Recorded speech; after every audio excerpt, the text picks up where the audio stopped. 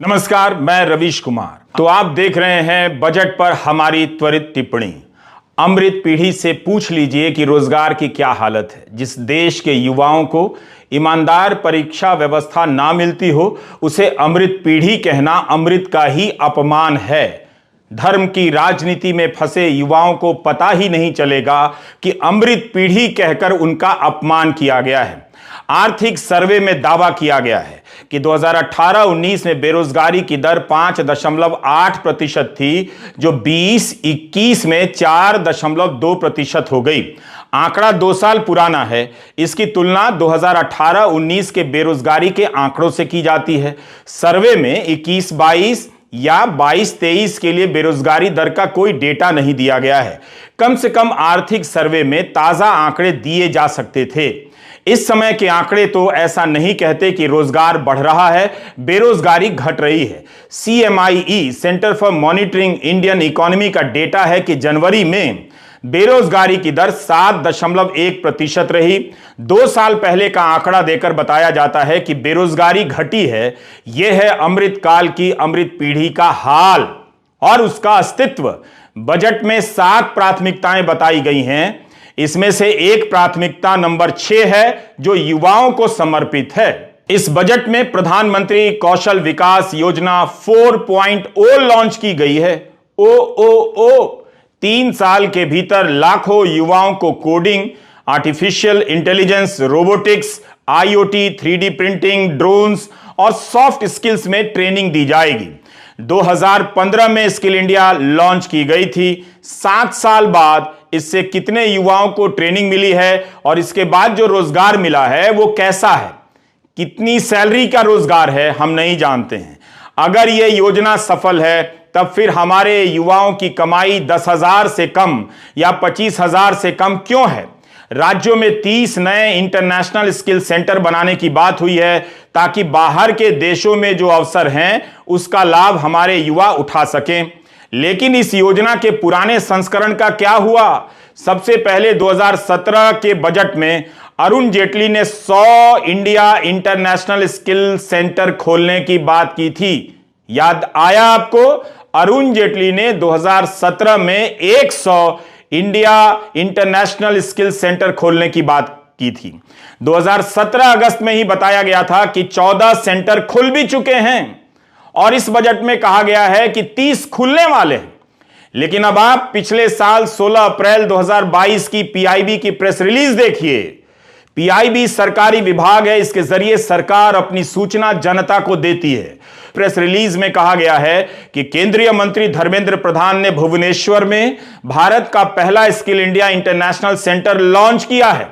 बताइए, यहां पर national academy for skill teachers training बनाया गया था। जिस योजना में 2017 में 14 सेंटर बन गए थे, उसका पहला सेंटर 2022 में कैसे उद्घाटित किया जा रहा है? क्या पुरानी स्कीम को रीपैकेज करके आपको दिखाया जा रहा है? तो ठीक से देखिएगा।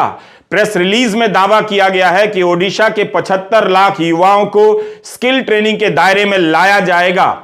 इसी तरह 12 मई 2022 की PIB की प्रेस रिलीज में कहा गया है कि वाराणसी में स्किल इंडिया इंटरनेशनल सेंटर स्थापित किया जाएगा, ताकि संयुक्त अरब अमीरात में रोजगार के अवसरों के लिए कुशल कार्यबल तैयार किए जाएंगे।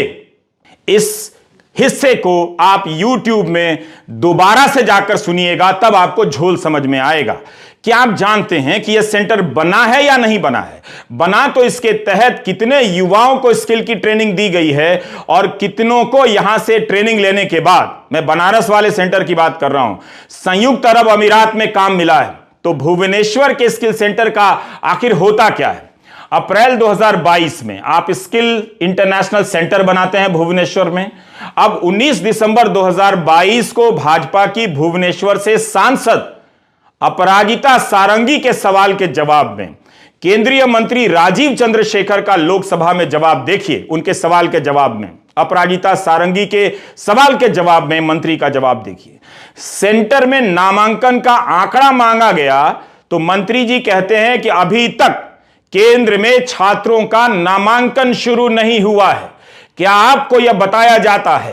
क्या बजट की वाहवाही में आपके सामने ये सारे तथ्य रखे जा रहे हैं? अमृत पीढ़ी को घोषणाओं का अमृत मिल रहा है या अवसरों का अमृत मिल रहा है या अमृत के नाम पर विष दिया जा रहा है? 2022 में लोकसभा में सरकार का जवाब देखिए। सरकार से पूछा गया है कि प्रधानमंत्री कौशल विकास योजना के तहत ट्रेनिंग लेने वाले कितने युवाओं को विदेशों में नौकरी मिली है। तब केंद्रीय मंत्री राजीव चंद्रशेखर जवाब देते हैं कि मंत्रालय इस तरह का आंकड़ा नहीं रखता है। अरे आप आंकड़ा बताएंगे तो कितनी तारीफ होगी, क्यों नहीं रखते हैं? क्या यह आंकड़ा भी असंभव है? यह तो पता ही होता है कि कितने लोगों को बाहर काम मिल रहा है, जब कितने छात्र विदेशों में पढ़ने जाते हैं। इसका आंकड़ा हो सकता है। कितने लोग भारत छोड़कर विदेशों में बसने जाते हैं, इसका आंकड़ा हो सकता है। तो इसका क्यों नहीं हो सकता कि प्रधानमंत्री कौशल विकास योजना के तहत ट्रेनिंग लेकर कितने युवाओं को विदेशों में नौकरी मिली है? इंटरनेशनल स्किल सेंटर कब लॉन्च हुआ था? कितने सेंटर की बात हुई थी? तो हम ये सब सवाल अपनी त्वरित टिप्पणी में उठा रहे हैं।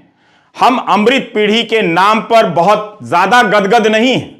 हम युवाओं से पूछना चाहते हैं कि आपको अमृत पीढ़ी का नाम देकर झांसा दिया जा रहा है या कोई नया सपना दिखाया जा रहा है? हम नहीं जानते कि वाराणसी और भुवनेश्वर में स्किल इंटरनेशनल सेंटर बनाने की खबरें छपी हैं, उनके क्या नतीजे निकले हैं? सरकार को इस पर जानकारी देनी चाहिए। बजट में 7 प्राथमिकताएं तय की गई हैं। युवाओं के लिए प्राथमिकता नंबर 6 में ऐलान हुआ है। प्रधानमंत्री ने 2024 तक 10 लाख भर्तियां करने की बात कही थी। इस बजट में इस संख्या का उल्लेख तक नहीं है, जबकि वित्त मंत्री ने 740 एकलव्य मॉडल स्कूलों के लिए अगले 3 साल में 38,800 शिक्षकों और सपोर्ट स्टाफ की बहाली की बात कही है। तो अन्य विभागों में भी बहाली की बात इस बजट में कही जा सकती थी। रोजगार कितने लोगों को मिलेगा, इसकी संख्या दी जा सकती थी। अब हम आते हैं स्टाइपेंड वाली बात पर। इसकी संख्या बताई गई है ताकि अमृत पीढ़ी को इसका सपना दिखाया जा सके। यही हम कह रहे हैं कि अमृत पीढ़ी के नाम पर युवाओं को झांसा दिया जा रहा है या कोई नया सपना दिखाया जा रहा है। कुछ मिल नहीं रहा है तो स्टाइपेंड मिल रहा है, ऐसा कुछ सपना है क्या? वित्त मंत्री ने कहा है कि अगले 3 साल में 47 लाख युवाओं को स्टाइपेंड यानी भत्ता दिया जाएगा। यह पैसा इन्हें अलग अलग कौशल ट्रेनिंग के दौरान दिया जाएगा। अब आप इस प्रेस रिलीज को ध्यान से देखिए। यह पिछले साल जुलाई की है, भारत सरकार के पत्र सूचना कार्यालय की है। हम पीआईबी की प्रेस रिलीज से बता रहे हैं जो 2016 और 2017 में दी गई है। पीआईबी की रिलीज में बताया गया है कि अगस्त 2016 में स्टाइपेंड देने की योजना शुरू हुई थी, लॉन्च हुई थी। 2020 तक 50 लाख युवाओं को इस स्कीम के तहत लाने की घोषणा हुई थी। 50 लाख, मगर जुलाई 2022 तक यानी 6 साल में 13.4 लाख युवाओं को स्टाइपेंड दिए गए हैं। 6 साल में आप 13.4 लाख युवाओं को स्टाइपेंड देते हैं, 50 लाख युवाओं को इस स्कीम के तहत स्टाइपेंड नहीं दे पाते हैं और अब दावा करते हैं और तालियां बजती हैं कि अगले 3 साल में 47 लाख युवाओं को स्टाइपेंड दिया जाएगा। इसलिए कहता हूं कि गोदी चैनलों को छोड़कर आपको रवीश कुमार ऑफिशियल देखना चाहिए, हमारा यूट्यूब चैनल देखना चाहिए। इतनी मेहनत कोई नहीं करेगा, यह सच्चाई आपके सामने नहीं रखी जाएगी। गोदी मीडिया की इंडस्ट्री आपको झूठ से घेर रही है और आप घिरे जा रहे हैं। 2020 तक 50 लाख युवाओं को भत्ते दिए जाने थे। अप्रेंटिसशिप प्रोग्राम के तहत वो संख्या पूरी नहीं हो पाती है। 2022 तक 13.4 लाख ही हो पाती है। अब ऐलान किया जाता है कि अगले 3 साल में 47 लाख युवाओं को अप्रेंटिसशिप के भत्ते दिए जाएंगे। यह हाल है अमृत पीढ़ी की स्कीम का और अमृत काल में इस स्कीम का।